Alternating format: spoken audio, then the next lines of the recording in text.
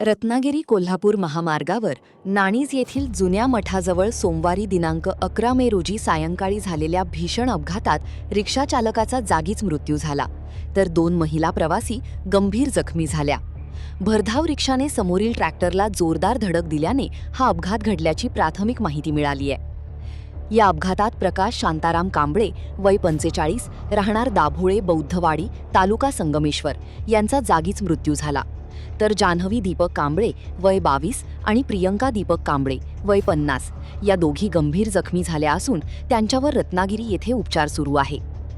मिळालेल्या माहितीनुसार दाभोळ परिसरातून रत्नागिरीच्या दिशेने जाणारी रिक्षा MH08 AQ 8686 महामार्गावरून जात होती. नाणीज येथील जुन्या मठाजवळ पोहोचताच समोरून सुरू असलेल्या महामार्गाच्या कामासाठी वापरण्यात येणाऱ्या ट्रॅक्टरचे टायर अचानक फुटल्याने चालकाने तातडीने ब्रेक लावले. याचवेळी मागून भरधाव वेगाने येणारी रिक्षा ट्रॅक्टरवर जोरात आदळली. धडक इतकी भीषण होती की रिक्षाचा पुढील भाग पूर्णपणे चेंदामेंदा झाला. अपघातात चालक प्रकाश कांबळे यांचा जागीच मृत्यू झाला, तर दोन्ही महिला प्रवासी गंभीर जखमी झाल्या. या अपघातानंतर परिसरात एकच खळबळ उडाली. स्थानिक नागरिकांनी तातडीने मदतीसाठी धाव घेतलीये.